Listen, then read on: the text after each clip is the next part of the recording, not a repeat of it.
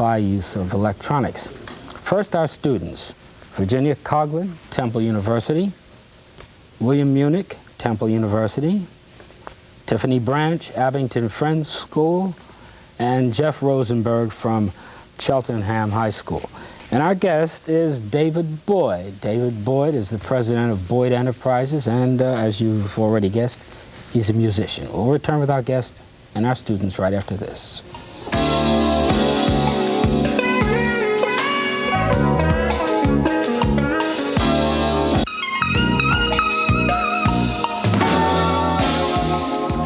Our guest, David Boyd, musician and president of Boyd Enterprises. David, what about electronics today? Why are so many electronics being used in music today? I think the number one factor, Joe, has got to be convenience. They're easier to carry. They're more versatile in terms of many sounds in one unit as opposed to one or two.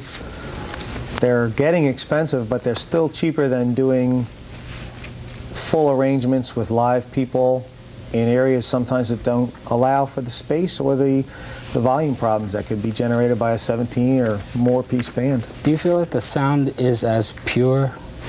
Boy, purity is a tough one. That's the word that keeps coming back. There are musical purists that don't even consider what I have set up a musical instrument.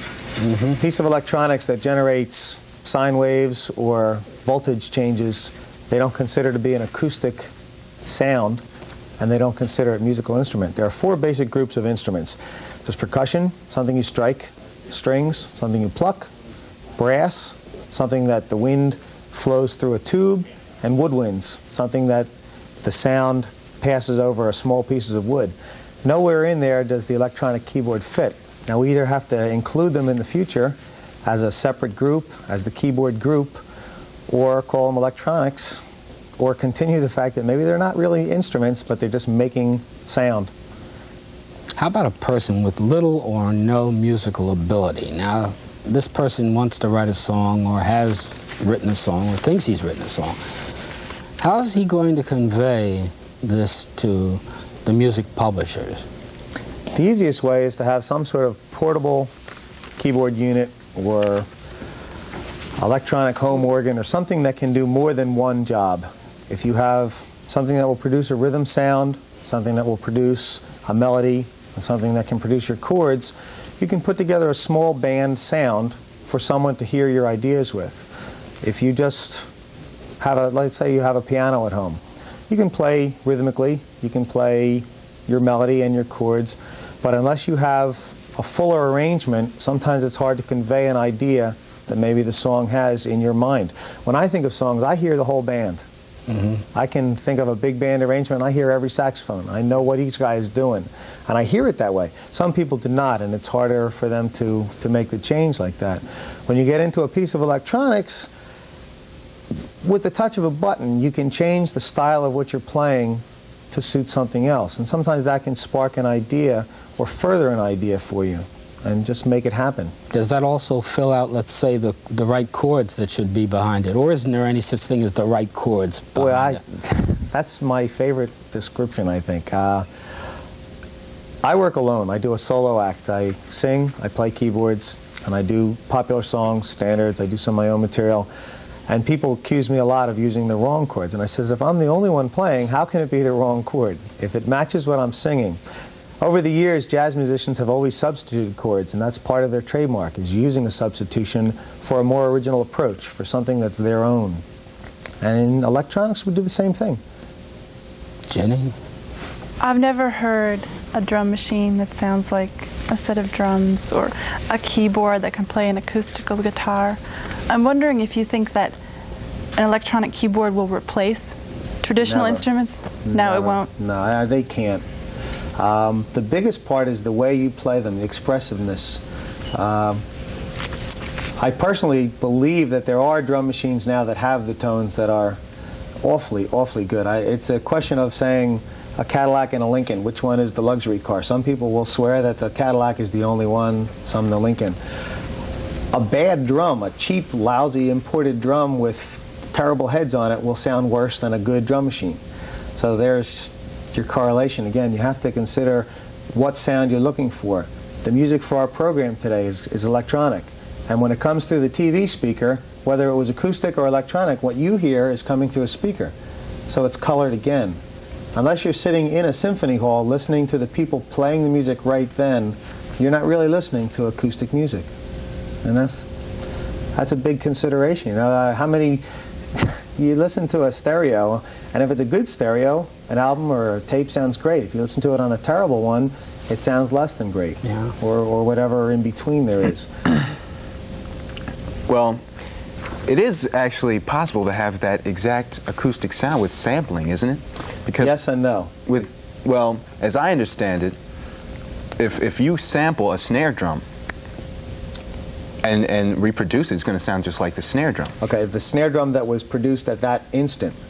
Right. When a drummer plays a drum roll, within a 1 second time frame, he can play 16 or 20 notes, 20 hits on the drum. Right. A sample is going to be either one shot or the whole roll. But then you could control the dynamics of that sound. Okay, but you don't have individual control over it. If I hit that, and let's say the velocity or the strength that I hit it at is measured in numbers at 100 out of 127. When I smack that drum at 100 velocity, that will be reproduced on a keyboard instrument or another drum unit or something like that at the same velocity. If I modify it, it's still going to be relative to the way it was created. Right. So a real drummer could hit it and in his own mind hit it 7 times, 7 different ways. Once I have that sample, that's the only sample I have. So what you have to do is what they call multi-samples. You'd have to sample several hits, and then you'd have to trigger them by different ways. By trigger, I mean if I hit the keyboard at one strength, it could play one tone. If I hit it harder or softer, it can play a completely different sound. Well, that's what I was speaking of. Okay. There are limits there, though. In terms of velocity or strength, you have 127 increments. And really, it takes about 40 increments to make a difference that you can actually hear. So if you divide that up, there isn't even really 6 or 7 different levels of tone or pitch that you can get out of one particular sample or tone. Whereas with a stick and a drum, you can make the tiniest, softest sound to the most deafening, loudest sound, you know? Loud it, that's a good word. I'd also like to touch upon something that you were talking about, Joe, about a person with little or no musical talent producing a song. I don't think that the equipment alone will help you write a song if you have no musical talent. You can program it to repeat a chord or a bass line, but if you have no musical talent, it's going to sound like crap, whether you have the best technology or the worst. Have you ever heard a song on the radio that sounds like crap to you? Yes, many. Well, there's an example of lots of people writing songs with no talent. There sure are. Oh, I'm sure you can pass one off, but I'm just saying that if you have no musical talent, your song's not going to sound good. Well, that's true. But that doesn't make it less of a song. But I think we'll hold that in abeyance because sure it does. You're going to see a demonstration of the very thing that you're talking about a little later, and perhaps you'll change your mind. Tiffany? Do you ever feel that when you're playing or you're performing that you can't express yourself exactly the way you would had you had had you been using playing electronics as opposed to, oh, exactly. definitely. It's very different. There are pluses on both ends of it, though. Sometimes I work in a room where the only spot they have allotted for music is a little tiny corner next to the kitchen under the TV, and they want a band in there. Now, the band isn't going to fit, so they hire someone like myself, and I go in with a little keyboard setup and plug in an amp, and I sit there and I sing my songs. The expressiveness that I miss in the piano, I might make up for by having a drum pattern and a bass line and maybe a little bit of an accent sound, and the tones of the instruments blend together to make a new sound. It's like taking 2 or 3 people and adding their ideas, and now you get a new idea. On the other hand, if I work in a room where there's a baby grand or a very nice small piano, the expressiveness of that instrument alone can produce more ideas by itself, just because of the nature of the instrument. There's a subtlety that an acoustic instrument has, and when you're not using electronics, you lay on your strengths. You use the piano for what it was intended for. If you don't have one, you have to make do, and that's why they use more sounds and rhythm and other tones, because it kind of makes you miss the real thing less. Put it that way. Well, music's an art, And what art is there to just pressing a button and hearing a rhythm? I mean, you're really doing nothing to get that rhythm. Well, then drummers don't do anything either, do they? Well, it's still an art. All they do is press buttons, literally, right? They're just hitting things. Where Well, does the art still, separate? I can't sit there and have a timpani or do something like that, but I can press a button on the keyboard and have that. And that's showing no art to me. I mean, playing the drums, that's an art. Music's an art. Okay, what but does pressing a button have to do with art? It's a series of motor responses that you've learned. And learning play. is an art. Sure. So why isn't it, when you learn to use an electronic instrument, why isn't that art in I itself? just can't see pressing one single button and getting a timpani. One being little an art. button isn't going to do it for you. You wouldn't listen to songs that were that simple and that moronic, probably. I don't think there's an analogy between the actual playing of drums and the programming of a drum machine, because my father's a musician, and I'd like to say that I'm a musician too. Okay. And I've done a lot of studio work and programmed drum machines, and it takes a lot more to play drums than programming a drum machine, because if I were to play a beat, boom, boom, bam, boom, boom, bam, with the hi-hat, boom, tss, bop, tss, tss, boom, bop, tss, then doing the same thing on a drum machine is boom, tss, bop, tss, tss, boom, bop. It's not the same thing, and it doesn't take the same amount of skill, in my opinion. Why not? Your head is the one that separated them to go to your fingers to push which button at which time. Well, because It's going to be a a tough drum argument roll for would you. take a movement like this, whereas I can press the repeat button on a drum machine and go. Well, you don't have to do that. You can do it manually, though. And with all the other things going on, I wouldn't say it's the same thing. Okay. I can turn my keyboard into a drum set for you later on, and I'll show you how it can be played live, just like a drum. Where I have individual control over every sound. Yeah, I understand Where do you- that, but where do you make the difference? I don't think it's analogous. Well, I think it takes a lot more coordination and a lot more knowledge of musical theory, because there are people who know nothing about music that can produce a drum beat, because when you're programming a beat, you have the metronome that starts off, right? You have your time, Okay. and then you're going to put your drum bass in. Boom. And there's your metronome. Which is Boom. much simpler than just taking your foot and going boom, right? When you go into the studio with a drum set, you're going to play the whole thing. You're not going to press your bass drum and say, okay, now where would I like my snare as that bass drum keeps going? Because if you want a bass drum on one. Well, why can't you create it live with the electronics? You can. I'm just saying that I don't think it takes the same technique. And in the studio. No, it's a different technique, but it's every much coordination and every bit as much an art form, because your brain is still the one that's creating it. Billy, this is why we're doing this show. Really, we're trying to show that a person with little or no musical ability can do something. Am I correct, David? Sure. That this is what it's all about. It helps people. That's what I resent, But you though. can resent it all you want. If you were in the lower end of Sure, the if talent I had spectrum no and you wanted talent help. and I wanted to do something, You I have too guess. much But there are talent, so- people better than you and better than me and Sure, better than the sure, guy sure. better than me. So we all need little helps and hints along the way. You're in school now. I'm sure there are a lot of people out there, viewers, who have this idea of, I would want to write this song, and they don't have a whole lot of musical ability. What are you trying to do? Well, you should. Wait a minute. You what should have the ability. What are you to trying to go do? Kill and it for do them? something. Well, Yes, I am. well, That's a Because tough people one, with no boy. talent shouldn't be out there doing Oh, well, I can't agree with that, and that's a matter of opinion, and we're not going to get into that. We're talking about something else altogether. You just cool it over there, buddy. All right, we're going to slow down here for a minute, and we're going to go over to the electronic keyboard, and David Boyd is going to explain some things and show us some of the things which we were already talking about. And we're not going to have any arguments on this. I'm laying the law down They here. can't hurt me. I have kids. And we'll be right back, right after this.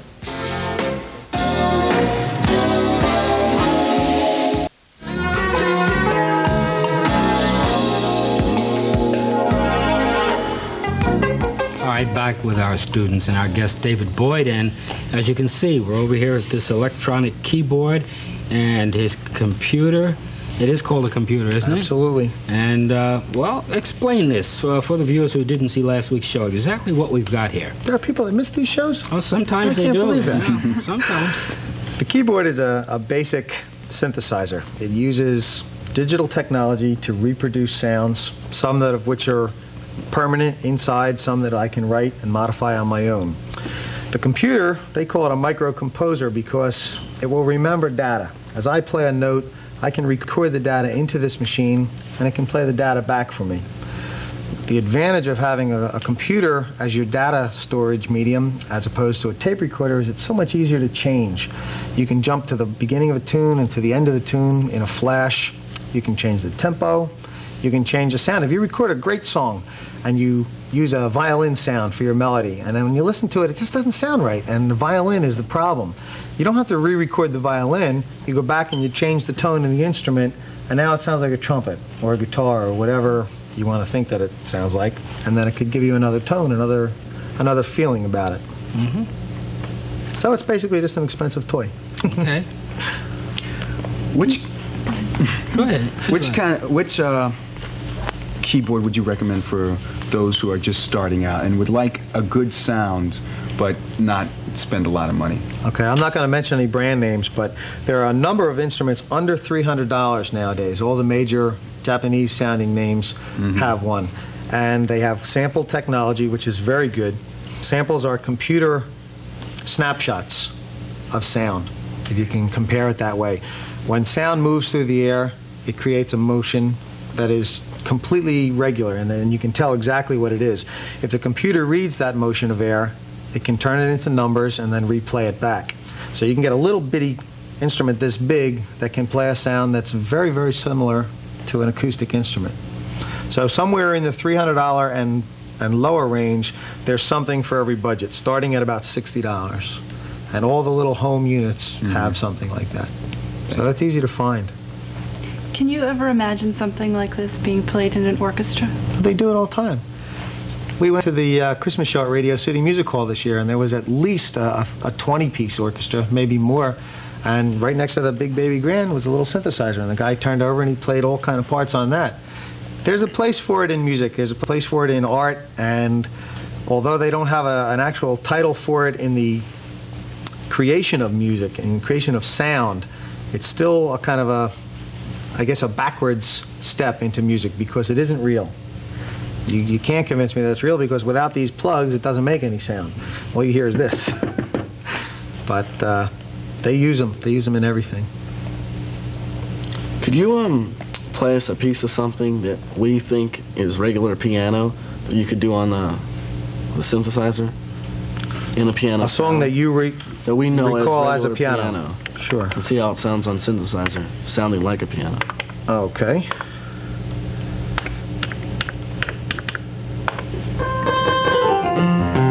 This is not one of the better electronic pianos for piano sounds. This has other strings, but that is fairly close to a piano. Can I play a cover tune without copyright infringements? Sure. Where do I have to stop?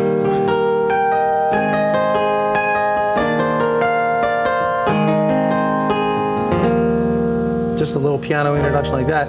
It's similar. I mean, it might not be real, but it's close.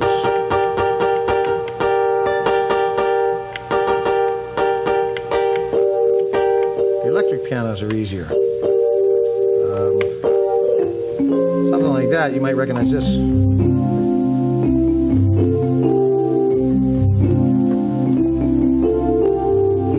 Now that was done on an acoustic instrument, but it was called an electric piano back in the days. In the early 70s, when Billy Joel recorded that, it was done on a Fender Rhodes. And the Rhodes made sound by striking a small piece of metal with a hammer, very much like a piano. So instead of a string, it hit a piece of metal, but it was an acoustic sound. And then the electronic part amplified the sound, because the little metal didn't make as much noise as a string that would vibrate. Now I have that sound pretty much exact. That one's been easy over the years. The problem with an acoustic piano is that within that casing of the piano, all the strings are tied to the same soundboard, which is a solid piece of brass usually, and that holds the strings tight, and then it resonates as each one vibrates. Now when one string vibrates, it creates a little tiny bit of vibration. When more than one vibrates, it increases it logarithmically, and it gets crazy. And one string vibrating like this next to another one, sometimes the waves come very close to each other, and they could actually cancel out the effect of it. Is this what you call overtones? Absolutely. The overtone series is created by the motion of air. Mm-hmm. And when two overtones cross, they wipe out. Mm-hmm. So you could have terrific bass response 1 second, and then all of a sudden hear nothing because of the overtones kind of banging into each other in the air. What you don't have in this is motion of air. You have it from your speakers, like we mentioned before. So sometimes it's easier to make a real pure tone out of an electronic instrument, and that's what sounds different to your ear. When you hear a real piano, sometimes it might not even be a good change, but you hear a big boomy sound, you hear reverberation in the room, you hear rattling and rumbling, and you hear the strings sometimes buzzing, and you hear the pedal sometimes when you step on it, it goes plunk. I don't know that all of that is good. So there are ways to get away from some of that by using a piece like this. Again, this is an entry-level piece. It's not the most expensive performance piece that you would use. If Elton John or Billy Joel would take one to a job, this wouldn't be the one. But it's the same basic technology. It seems to me that it takes almost as much time to learn how to work all these buttons as it would to take, I don't know, lessons on the piano or something. It does, in a way, Tiffany. There's a certain amount of motor reflex that you have to learn to use these things that has nothing to do with music. For example, the sequence of buttons I just pushed, it makes no sense to anyone musically. I'm just telling this thing that, okay, this part of the keyboard is going to play one thing, this part's going to play another thing. Now I go to synth, it's going to tell me what the synthesizer sounds are. If I go to rhythm, it's going to tell me what the pattern for the rhythm is. It just happens to be set on Jazz 1. Here's a button that says tempo. It's going to be 170 beats per minute. If I start it, here's your rhythm.